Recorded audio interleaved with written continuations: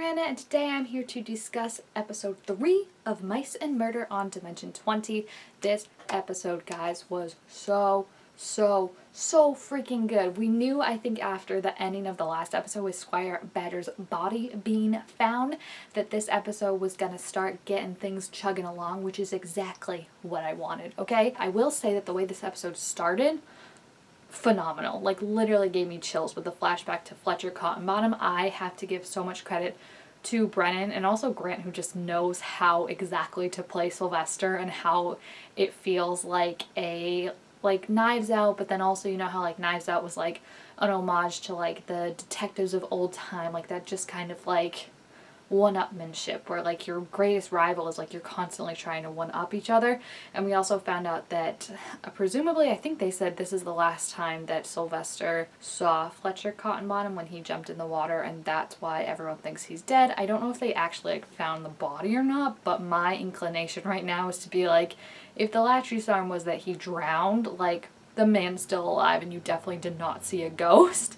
And I would not be surprised if Fletcher Cottonbottom is still alive, which I think he is. If he's still alive, he made some kind of deal with Squire Badger to get at Sylvester or something like that, and then I don't know if the deal went bad and Fletcher turned on him, or if Squire Badger always, like I said, had this plan where he was gonna off himself and then try and frame someone else there, you know? Even though I will say that I think right now the least likely suspect for the audience, like there, and for the audience watching, is Sylvester, because like he's the one that found the door that proved that there was someone else that could have gone into the room. Because I mean, if he had done it, like he could have just been like, yeah, it's Miss Molesley. Yeah, like half the people believe that, the other half thought it was a ghost. I don't know. At this point, I don't want to rule anyone out. Everyone on Discord too is like saying they're suspicious of Lars just because of how like innocent Lars seems, and I think that would be interesting, but I don't know at this point. I really at this point am not thinking it's a player in terms of like clues. Like I'm not ruling that out,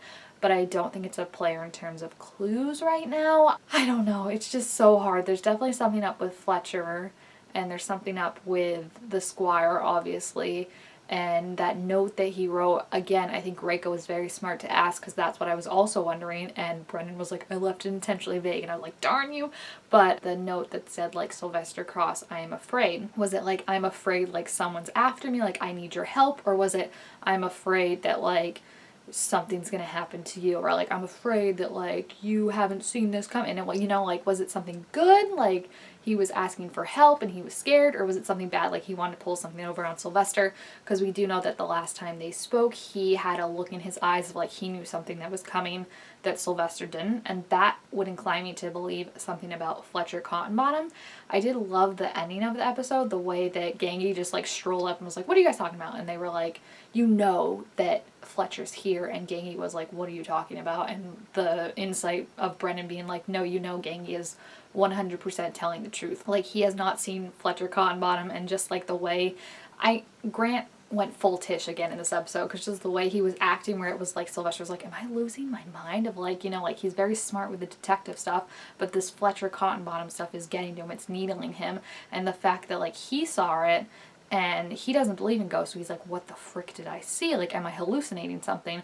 Lars saw it, but Lars believes in ghosts, so Lars is like, yeah, I saw it too, and like they don't think anything of it. I think it was just a really good like disposition of like, you know, those two kind of like, it just felt eerie. And the way that like Grant's face as Sylvester was like confused and like almost like, can I trust myself, I think was really well done. Grant this whole episode just honestly killed it and brought it. He was respectful to be like, you know, let me know how far I can go with this. If I'm taking up too much time, feel free to stop me. But I mean, with a nat 20, like of course he's gonna be able to put together a lot of the pieces of the puzzle. And I was super impressed with all of the clues we got. Obviously it was way more than Brendan wanted to give, but obviously the stuff with Miss Molesley was really cool, because we know that someone around her knew enough about her issue of like forgetting things and having kind of this memory of like, you know, where she gets blinded and can't see anything. Right now I'm still super suspicious of the photographer, the reporter. I just feel like he's got this big bulb that would obviously be able to knock her out pretty easily, and he did it earlier, I think. Like, he took a picture when she was walking in, so he would know that that kind of disorients her.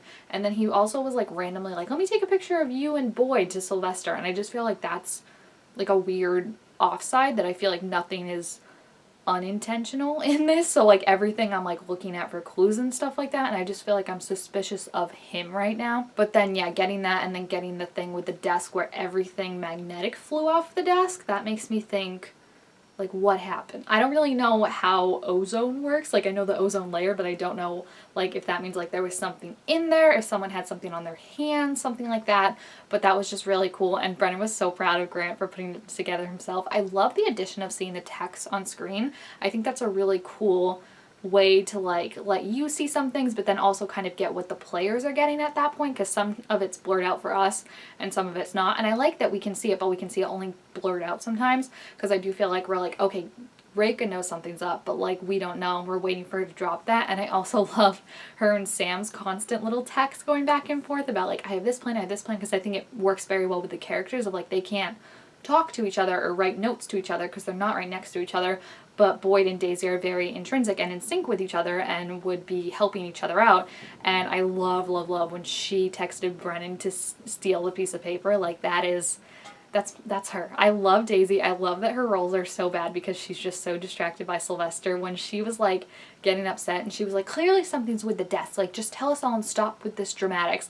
And Sylvester was like, Daisy, as usual, you are 100% wrong about the desk. I was like, they are just so dramatic and they do it so good. Like the barbs they trade back and forth are just so funny, and I love when you can see like they actually like wow each other. Like with something Grant says, Reika will be like, I don't know how to respond to this, or something Reika says, Grant will just like laugh at. I think is hysterical to me. Where did Lars's accent go for like a quarter of this episode is what I want to ask Allie, because like Lars would say stuff and there was no German accent. It was just Allie's voice, and it was so funny to me. But yeah, I just think all the additional clues we got, I want to start keeping like a notebook track of them, because I do think there's a lot of good clues that I think are going to make more sense obviously once we get back and can look back at it. But then there's also, like Brennan said, he's going to be intentionally throwing red herrings out. So based on the trailer for next week, it looks like there's something up with the kitchen staff, which is why I think it was very, very smart of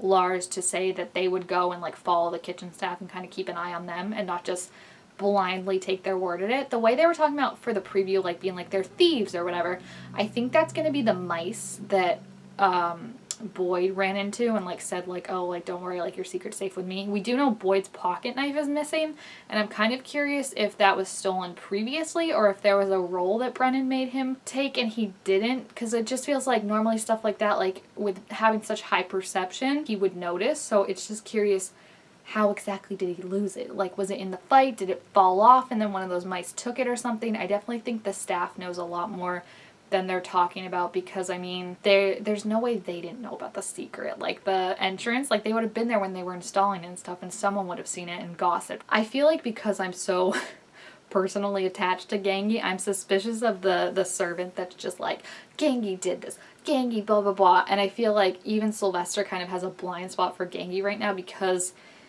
he worked with Fletcher Cottonbottom, that's going to make him more suspicious of, you know, thinking if Fletcher is here, like Gangie's obviously his way into this whole place and stuff. And that's why I think he's like, Gangie, I want you to stay where I can keep an eye on you. And Gangie's just like, I didn't do nothing. I like how that's his whole saying is just, I didn't do nothing. And him and Miss Molesly are so cute though. Like I love that when she found out he was a criminal, he's like, yeah, I still am a criminal. She's like, well, you're a more honest person than most non-criminals, so I still love you. Like, because I was so worried it was going to ruin their relationship, and I was going to be like, my heart.